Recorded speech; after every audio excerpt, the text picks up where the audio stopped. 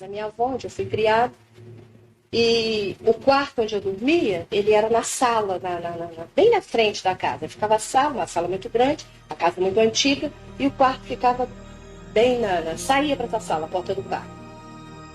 E eu senti vontade de ir ao banheiro. E o banheiro era no final da casa, depois da cozinha.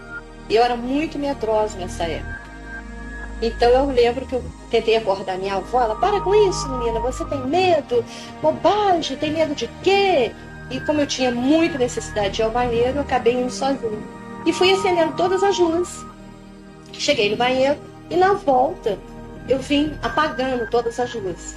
Quando eu cheguei na sala, que eu levei a mão para apagar, eu virei para a porta da sala. A casa antiga era uma porta muito alta, a parte de cima dela era de vidros, depois até a metade dela vidros também, e na parte mais alta desse vidro, eu vi como se fosse a luz de uma lanterna. O medo tomou conta de mim, eu olhei para aquilo e pensei assim, meu Deus, alguém está ali com uma lanterna. Mas na mesma hora eu raciocinei e falei, impossível, ser lanterna pela altura, é a luz do poste. Aí me lembrei que o poste ficava bem na esquina, não ficava na direção da porta.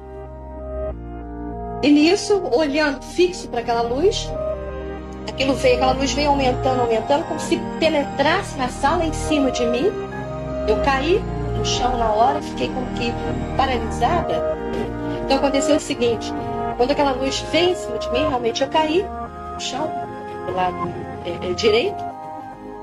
E dois seres, um homem e uma mulher, eles vieram como se estivesse assim, flutuando, como se estivesse atravessado a porta, na direção que estava aquela luz que inundou a sala. Eles vieram flutuando, ficaram em pé, eu só conseguia mover meus olhos para olhar para eles. Eles ficaram em pé, o pé deles não tocava o chão, eles perfeitamente, eles estavam no ar, eram bastante altos, da posição que eu estava então, eu achava imensos dois. O homem era moreno, tinha-se traços orientais, o olho era bem repuxado. O cabelo, não dava para perceber cabelo. Eu olhando de baixo, então quando ele inclinava a cabeça para mim, eu via que ele tinha duas entradas bem grandes aqui, e o cabelo era tão negro, mas tão negro, tão colado na cabeça, que parecia mais assim, uma touca com um bico. A mulher já tinha o cabelo mais cheio, também com traços orientais, e a roupa deles, eles estavam como se fosse assim, um macacão claro, prateado, parecia que um pouco fosforescente, prateado, preso nos tornozelos, preso na cintura e preso nos punhos.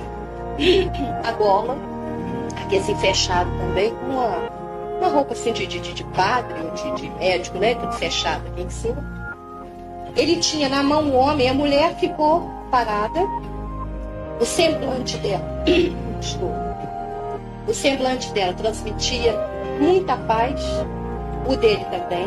Eles não moviam os lábios, mas eu sentia que eu podia confiar neles. Só que eu não conseguia mexer, eu não conseguia falar, e o tempo todo eu tentando gritar minha avó para ver o que estava acontecendo. Para mim eram fantasmas na época. Ele inclinou o corpo, ele se debruçou sobre mim.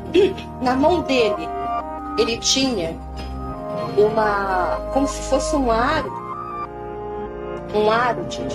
de luz dourado, como se fosse uma aliança grande.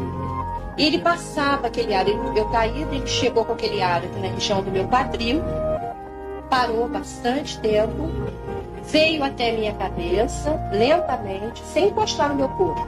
Voltou naquele aro de luz, parou no meu quadril de novo, foi até os meus pés, voltou. Quando ele voltou, outra vez que parou no quadril, ele levantou com aquele aro na mão E simplesmente eles se afastaram para ver como se estivesse flutuando. Eles se afastaram e desapareceram. Como se tivesse atravessado a porta também. Sumiu luz, sumiu tudo. Foi quando minha voz soltou e eu consegui chamar a minha avó. Uma semana, mais ou menos, eu não sei precisar bem, depois desse acontecimento, eu apareci com uma espécie de uma queimadura nessa região esquerda do meu quadril. Eu me lembro que a minha avó correu médicos e médicos lá na minha cidade, em Valença. Nenhum deles chegou a uma conclusão. Na minha perna esquerda começaram a aparecer manchas roxas, doíam muito.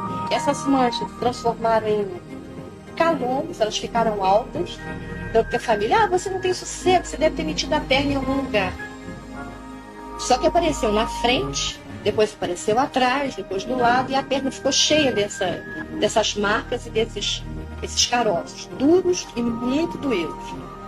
E a região da minha nádega ficou como se tivesse assim, derramado uma gordura quente, tivesse provocado uma queimadura e soltou, a pele chegou a soltar. O médico dizia que era uma reação, um tipo de alergia, que inventaram mil coisas, sei que não chegaram a conclusão nenhuma. Aquilo foi, aquela pele secou, formou uma casca, sumiu, não existe nem marca, o problema da perna também desapareceu. E depois desse acontecimento, aconteceu um fato interessante. Uns 2 meses, mais ou menos depois, minha avó recebeu uma visita. Era até, nós chamávamos de tia Lilica. Não era tia, mas tratava assim. Então minha avó me chamou na sala e queria que eu tomasse a bênção dela. Pega na mão, beija a mão, como era antigamente. E eu não quis. Eu simplesmente olhei para minha avó e falei, não vou pegar na mão dela. Minha avó, né? Zangar comigo, por que não? Eu falei, porque ela está muito doente. Aí foi aquela vergonha na família de ter falado aquilo para essa pessoa, né? E passado que mais ou menos um mês, ela foi embora, ela voltou para São Paulo, interior de São Paulo. Depois de um mês chega uma notícia para minha avó, até um telegrama dizendo que ela havia falecido de tuberculose. Já estava doente há muito tempo e ninguém sabia. E um outro fato também, depois desse acontecimento, eu estive com a minha tia numa casa de uma vizinha, e quando eu entrei na casa, minha cabeça doeu muito. Então eu falei para minha tia, tem alguém aqui com dor de cabeça? Minha tia, para com isso, me zangavam muito por causa dessas coisas, para com isso. E eu assim, mas tem, a cabeça doendo muito. A dona da casa chegou, perguntou o que estava acontecendo, minha tia falou, mas olha, coincidência, minha filha está lá no quarto desatinada de dor de cabeça. Mas me levaram a psiquiatras, me levaram a centros espíritas, tudo que eles podiam levar. Mas continuou, o fenômeno continuou, só que aí eu passei a me calar para não ter maiores problemas.